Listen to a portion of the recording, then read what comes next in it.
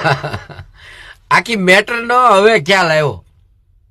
તેલનું ખાલી બાનું છે, બાકી આ ગાભા મારું છે ને એના આકાને ખબર પડી ગઈ છે કે ખજૂર આગળ જતા નડશે ખરો. નમસ્કાર મિત્રો, વિડીયોમાં તમારું સ્વાગત છે. હવે ખજૂરભાઈનો ખુલાસો થઈ ગયો. જ્યાં મિત્રો કીર્તિ પટેલે જે કીધું અને જે વિવાદ થઈ રહ્યો હતો તે વિવાદનો અત્યારે હવે એકદમ ખુલાસો થઈ ગયો છે. આ ભાઈએ સોખે સોખું કહી દીધું અને તમને આ ભાઈનો નહીં પણ બીજા પણ વિડીયો બતાવું કે ખજૂરભાઈ કેવી રીતે પકડાઈ ગયા અને તેલનું બહાનું હતું કે શું હતું. અને જે કીર્તિ પટેલે તે કીધું કે તમારો ભગવાન નથી, તમારો ભંગાર છે એવું પણ કીધું છે. અને મિત્રો એ વિડીયો હું તમને બતાવવાનો છું. વિડીયોમાં આ ભાઈ જોરદાર બોલ્યા છે, કંઈક નવું જાણવા જેવું છે. કારણ કે મિત્રો આપણે એટલી વાતો નહોતા જાણતા. આપણે જે સોશિયલ મીડિયા પર દેખ્યા ખજૂરભાઈને ઘર બનાવતા અને લોકોએ ભગવાન માન્યા છે, તો મિત્રો આપણે પણ ભગવાન માનતા હતા. પણ હવે અત્યારે મોટો ખુલાસો થઈ રહ્યો છે. તે ખુલાસાને લઈને અત્યારે હું તમને આગળ વિડીયો પણ બતાવવાનો છું. પણ મિત્રો તમે કોને સપોર્ટ કરી રહ્યા છો એ મને કમેન્ટમાં ખાલી લખજો.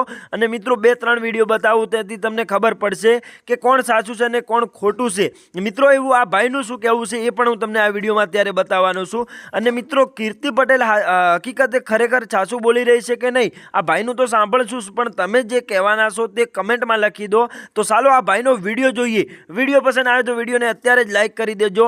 કારણ કે મિત્રો તમારા વિડીયોથી લોકો સુધી માહિતી પહોંચી શકે, એટલે કે તમારા લાઈક અને સબસ્ક્રાઈબથી લોકો સુધી વધારે ઇમ્પ્રેશન જાય. આખી મેટર નો હવે ખ્યાલ આવ્યો.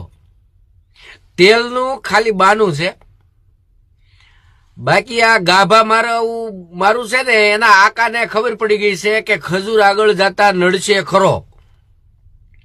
એટલે આ પ્રી પ્લાનિંગ વહીવટથી આખો વિરોધ ઉભો કરવામાં આવેલો છે.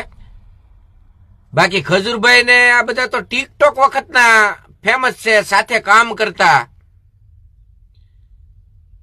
અને કોઈ પણ દીકરીના અડપલા કર્યા હોય ને તો ખજૂર નહીં, ખજૂરનો બાપ હોય ને તોય એને વાહે કોશ ભરાઈ દેવાય. કદાચ આપણો બાપ ના પાડે ને તોય તે દીકરીને એનો સ્વમાનથી વધારે કાંઈ હોય જ નહીં, માવતરથી ઉપર સ્વમાન હોય. જો હવે તમે બાનું કાઢતા હોય એવું કે અમારા અડપલા કર્યા હતા, અમને આમ કર્યું હતું, અમને આમ કર્યું હતું, કેટલી દીકરીને આમ કર્યું હતું, તે દી તમારું જમીર ક્યાં ગયું હતું? એને કોશ ગાળી દેવાય.